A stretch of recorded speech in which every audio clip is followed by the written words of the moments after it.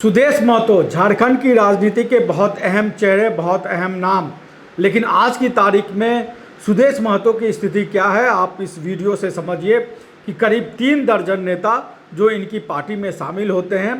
बोकारो में एक दिन पहले उन्होंने कार्यक्रम किया था जहां पर चंद्र प्रकाश चौधरी, सुदेश महतो, ये सभी नेता मौजूद थे। और बोकारो में आसू पार्टी का एक तरीके से कहे तो मिलन समारोह हुआ था। उसके ठीक अगले दिन जो है रांची में एक मिलन समारोह हुआ और इस मिलन समारोह में लगभग 3 दर्जन, आप उंगलियों पर भी गिन सकते हैं कि कितने नेता हैं। अगर आप जोड़ेंगे तो 30 से 40 के बीच आपको मिलेंगे जो कार्यकर्ता, नेता भी नहीं कार्यकर्ता, जो कार्यकर्ता आसू पार्टी की सदस्यता लेते हैं, सुदेश महतो की पार्टी की सदस्यता लेते हैं। तो सुदेश महतो की जो ये स्थिति हुई है, हम इसका आकलन कर रहे हैं कि कई बार लगता है कि समय के साथ राजनीति भी बदलती है और राजनीतिक अपने मिजाज को भी बदलते हैं। तो वो सुदेश महतो जो आपको याद होगा कि विधानसभा चुनाव हारने के बाद जब उनकी पार्टी विधानसभा चुनाव में बुरी तरह पिट गई, सुदेश महतो खुद चुनाव हार गए। उसके बाद जब उनकी पार्टी के करीब 63 नेताओं ने, युवा मोर्चा और छात्र संघ के 63 नेताओं ने एक साथ इस्तीफा दिया था, तो सुदेश महतो का बयान आया था कि मैं इन लोगों को नाम तक नहीं जानता था। आज सुदेश महतो की स्थिति देखिए, विधानसभा चुनाव हारने के 6 महीने बाद सुदेश महतो की स्थिति ऐसी है कि 3 दर्जन कार्यकर्ता, नेता भी नहीं कार्यकर्ता, जो अलग अलग पार्टियों से, कांग्रेस और जेएमएम, जैसा कि सुदेश महतो ने कहा कि कांग्रेस और जेएमएम से जुड़े हुए नेता उनकी पार्टी में शामिल हुए, तो 3 दर्जन कार्यकर्ता उनके पार्टी में, करीब 3 दर्जन, और हो सकता है कुछ से कम भी हो, लेकिन हम इसको मान के चल रहे हैं कि 30 से 40 कार्यकर्ता, 30 से 40 कार्यकर्ता जो जिनको सुदेश महतो दावा कर रहे हैं कि ये जेएमएम और कांग्रेस पार्टी छोड़ के आसू पार्टी की सदस्यता ले रहे हैं। तो ये 3 दर्जन कार्यकर्ता आसू पार्टी की सदस्यता रविवार को रांची में लेते हैं। लेकिन उनकी पार्टी के जब इससे दुगुने, लगभग दुगुने कार्यकर्ता जब आज से 6 महीने पहले जो छात्र संगठन से और युवा मोर्चा से जुड़े हुए नेता रहते हैं, वो जब पार्टी छोड़ के जाते हैं, तो यही सुदेश महतो कहते हैं कि मैं उनका नाम तक नहीं जानते हैं, कौन जा रहा है या कौन नहीं जा रहा, उससे बहुत ज़्यादा फर्क नहीं पड़ता है। लेकिन आज सुदेश महतो की स्थिति ऐसी हो गई कि 3 दर्जन कार्यकर्ता उनकी पार्टी में शामिल हो रहे हैं और पार्टी के सुप्रीमो होने के नाते खुद सुदेश महतो उनको पार्टी की सदस्यता दिला रहे हैं, उनकी ज्वाइनिंग करा रहे हैं। अमूमन जब इस तरीके के नेता कार्यकर्ता जब शामिल होते हैं तो पार्टी के प्रवक्ता या अन्य नेता जो है वो सदस्यता ग्रहण कराते हैं। आप बीजेपी हो या झारखंड मुक्ति मोर्चा हो या कांग्रेस हो, इन सभी नेताओं में अगर देखेंगे, इन सभी पार्टियों में देखेंगे, तो जब इस तरह के कार्यकर्ता, नेता नहीं कार्यकर्ता, जो कार्यकर्ता के रूप में काम करते हैं, वो जब पार्टी के, मेरा ऐसा मकसद बिल्कुल भी नहीं है कि जो कार्यकर्ता होते हैं उनका स्तर नीचे है, लेकिन जो कार्यकर्ता होते हैं एक तरीके से वो प्रारंभिक तौर पे सदस्य होते हैं, प्रारंभिक एक तरीके से सदस्य होते हैं। उसके बाद वो नेता बनते हैं, अलग अलग प्रकोष्ठों के अध्यक्ष बनते हैं या अलग अलग प्रकोष्ठों में उनको जिम्मेदारी दी जाती है। लेकिन जो पहले भी कार्यकर्ता रहे हों किसी पार्टी में, जिस पार्टी से वो जुड़े हुए रहे हों, और फिर जिस पार्टी से वो जुड़ते हैं वहाँ भी कार्यकर्ता के रूप में भी जुड़ते हैं, तो ये बड़ा सवाल पैदा करता है कि 3 दर्जन करीब कार्यकर्ता आसू पार्टी में शामिल होते हैं और सुदेश महतो खुद उनको शामिल कराने के लिए हाजिर होते हैं। तो सुदेश महतो की ये स्थिति कैसे हो गई इसका आप आकलन करें। लेकिन जो हमें लगता है कि इसके पीछे सबसे बड़ी वजह जो है वो जयराम महतो है। और जयराम महतो ने जिस तरीके से झारखंड की राजनीति में सुदेश महतो की राजनीति को डैमेज किया है, सुदेश महतो की राजनीति को नुकसान पहुंचाया है, उसका जीता जागता उदाहरण यह है कि सुदेश महतो को अपनी पार्टी के कार्यकर्ताओं को शामिल कराने के लिए, पार्टी में अपने करीब 3 दर्जन करता, 30 से 40 कार्यकर्ताओं को शामिल कराने के लिए खुद सुदेश महतो को मौजूद होना पड़ता है। और इसी समय में जब सुदेश महतो अपनी पार्टी के कार्यकर्ताओं को अपनी पार्टी में कार्यकर्ताओं को शामिल करा रहे होते हैं, ठीक उसी समय में जयराम महतो की पार्टी जेएलकेएम एक सदस्यता अभियान चला रही होती है, जिसमें फ़ोन कॉल पे या मैसेज पे जेएलकेएम की सदस्यता यानी जयराम महतो की पार्टी की सदस्यता ली जा सकती है। तो एक तरफ जयराम महतो अपनी पार्टी में कार्यकर्ताओं को जोड़ने के लिए मिस्ड कॉल का सहारा या मैसेज का सहारा लेते हैं। दूसरी तरफ सुदेश महतो खुद उन कार्यकर्ताओं को अपनी पार्टी में सदस्यता ग्रहण कराते हैं। तो इससे आप समझ सकते हैं कि सुदेश महतो की स्थिति झारखंड की राजनीति में किस तरीके से हो चुकी है। खासतौर पर विधानसभा चुनाव के हारने के बाद लगातार हम देख रहे हैं कि सुदेश महतो की पार्टी से लगातार नेताओं का कार्यकर्ता बड़े बड़े पदाधिकारियों का जाना एक तरीके से जारी है। हमने देखा कि किस तरीके से लोहरदगा में नीरू शांति भगत जो वहाँ से उम्मीदवार रही थी, उन्होंने आसू पार्टी की सदस्यता छोड़ दी और लगातार उसके बाद से आसू पार्टी में नेताओं का जाने का सिलसिला एक तरीके से कहा जा सकता है कि जारी है। इस बीच में कहते हैं कि डूबते को तिनके का सहारा, तो सुदेश महतो को ये लग रहा है कि उनकी पार्टी को बचाने के लिए ये 30 नेता कार्यकर्ता ही काफ़ी हैं। तो डूबते को तिनके की सहारा की तरह सुदेश महतो ने अपनी पार्टी में इन कार्यकर्ताओं को शामिल कराया जो झारखंड मुक्ति मोर्चा और कांग्रेस से जुड़े हुए हैं। इन कार्यकर्ताओं के शामिल होने के बाद सुदेश महतो ने क्या कहा है आप सुन लीजिए जरूर। पार्टी मुख्यालय में रांची और आसपास के प्रखंड के कुछ झारखंड मुक्ति मोर्चा, कांग्रेस एवं अन्य सामाजिक संगठनों से जुड़े हुए साथियों का आज पार्टी में पदार्पण हुआ है। मैं पार्टी के इस मंच से सबसे पहले इन सभी का विचारों का और इनके निर्णय का स्वागत करते हैं, अभिनंदन करते हैं। उम्मीद करते हैं कि अपने कार्य अनुभव के आधार पर अपने राजनीतिक अनुभव के आधार पर पार्टी के एजेंडे के ऊपर ये सभी साथी काम करेंगे और पार्टी के आगामी कार्यक्रमों को रचनात्मक रूप से नीचे तक ले जाने में और जन सरोकार के लिए लड़ी जाने वाली अगली लड़ाई में ये सभी हमारे साथी सहभागी होंगे।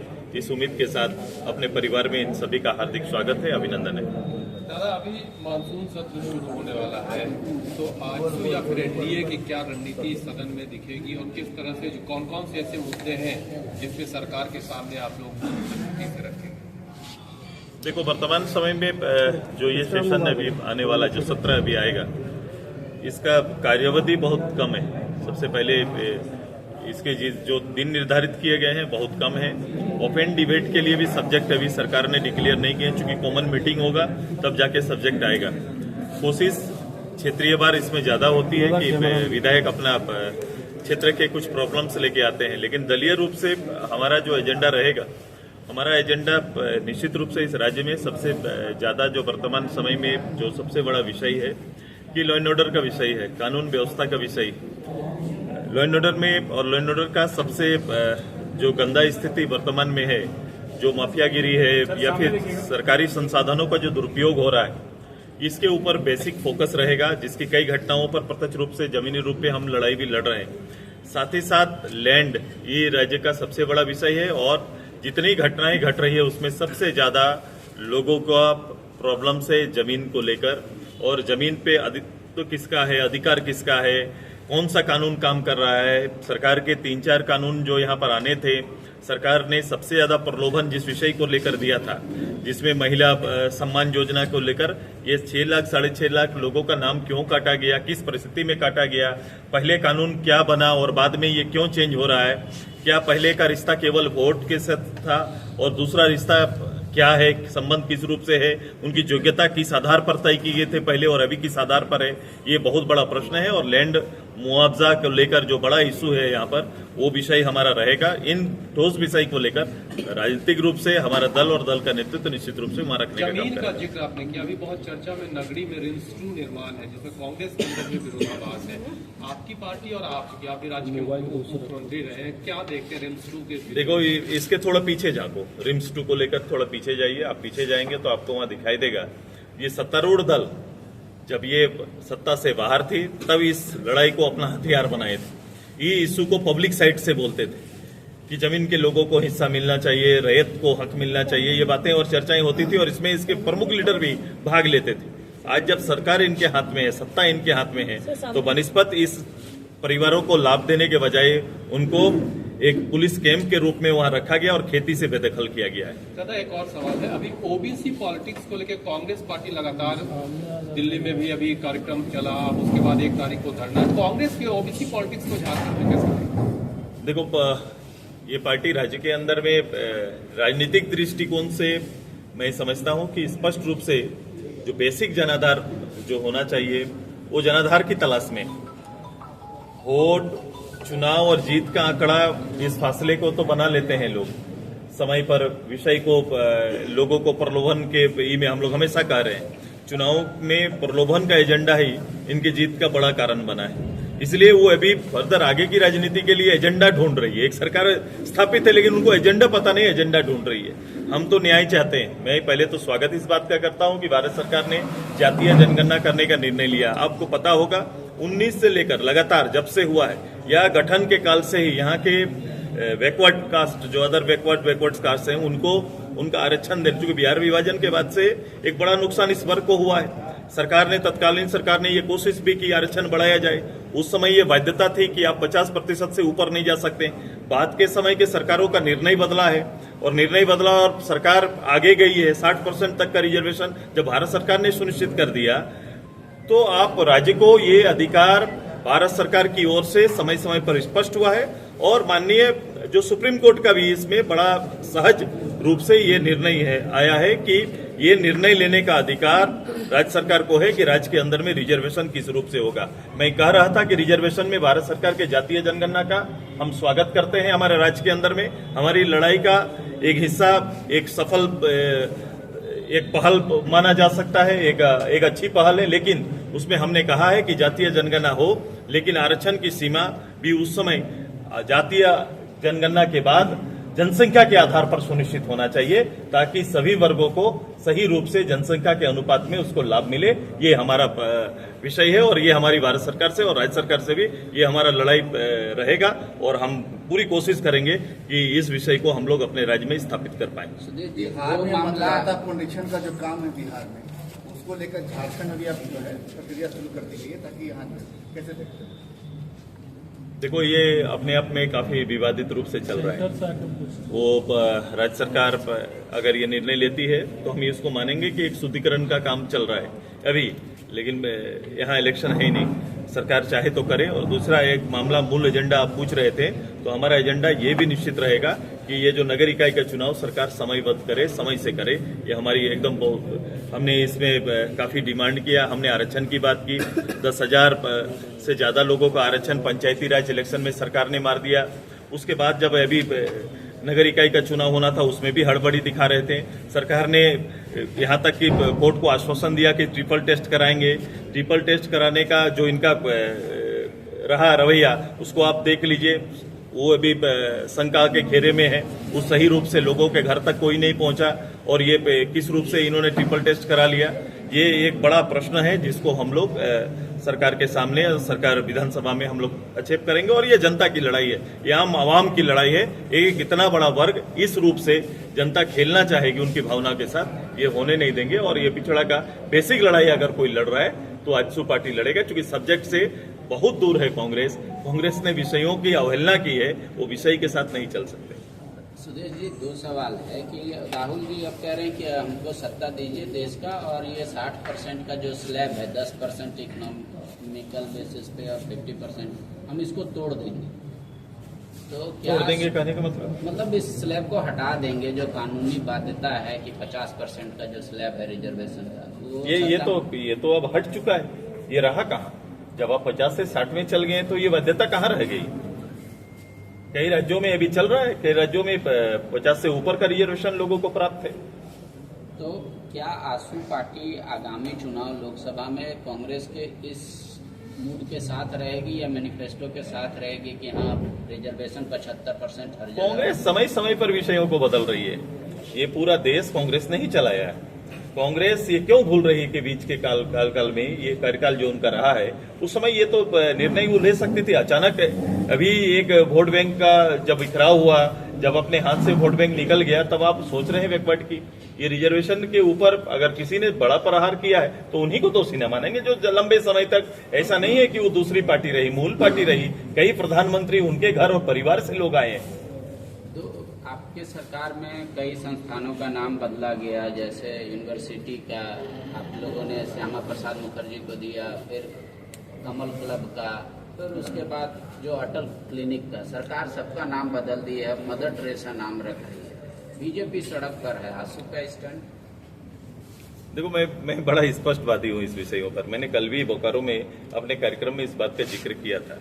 मैं बोला क्या है, क्लिनिक हेल्थ सेंटर है जहां पर लोगों को दवाइयां या डॉक्टर उपलब्ध होंगे, ये तो मूल आधार है, लोगों की सेवा, हेल्थ, चिकित्सा वहां से होगा।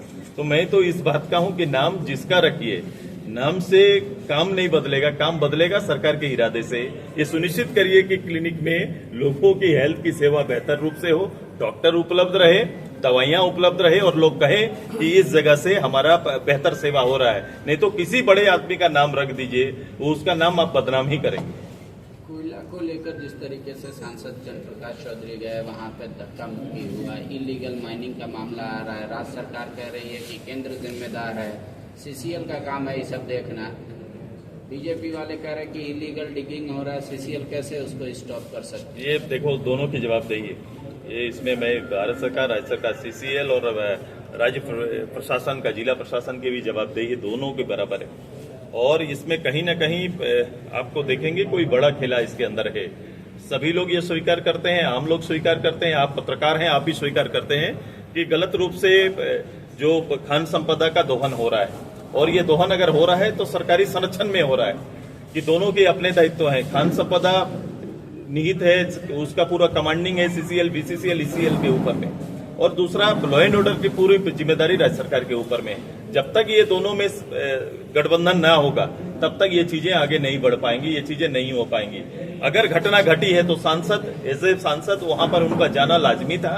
उनके जाने के बाद भी अगर कोई गिरोह बनकर उनके ना पहुंचने का, कोई पत्रकार ना पहुंचे, ऐसा माहौल तैयार करते हैं तो आपको समझना पड़ेगा कि कितना गंदा व्यवस्था वहां पर है। इसीलिए कल ही कहा, ये राज्य सरकार का नहीं बल्कि माफिया राज के रूप में पूर्व में जैसा स्थापित था उसी रूप से धनबाद और आसपास का कोल एरिया विकसित हो रहा है। एक और सवाल, कल कांके में एक महिला के ऊपर एसिड अटैक हुआ है, तो ये सरकार का, ये सरकार को इनिशिएटिव लेना चाहिए। सरकार का बड़े लोग, जो लोग ये खारिज करते हैं कि लॉ एंड ऑर्डर की स्थिति ठीक है, वो सामने आए और बताए ये किस कारण से ऐसा हुआ और इसके लिए दोषी कौन है। लगातार महिलाओं के साथ इस तरह का मामला सामने आ रहा है। ये डाटा हम लोग के पास है, डाटा हम लोग उसको दोहरा रहे हैं, आपके पास डाटा है, लेकिन सरकार इस डाटा को स्वीकार नहीं करती। रॉयल इंडिया में आपका स्वागत है, भारत के सबसे विश्वसनीय सोलर मोटर पंप और MPPT कंट्रोलर निर्माता। रॉयल इंडिया का high performance movable trolley solar water pumping system प्रस्तुत है। बेहतर दक्षता के लिए डिजाइन किया गया और आसानी से ले जाने योग्य। सरकारी परियोजनाओं के लिए अनुमोदित देश भर के कॉन्ट्रैक्टर्स और एजेंसियों की पहली पसंद। MNRE द्वारा अनुमोदित, उल प्रमाणित, उद्योग मानकों के अनुरूप स्वदेशी उत्पाद। सार्थक ऊर्जा समाधान के लिए हमारे साथ साझेदारी करें। आज ही संपर्क करें।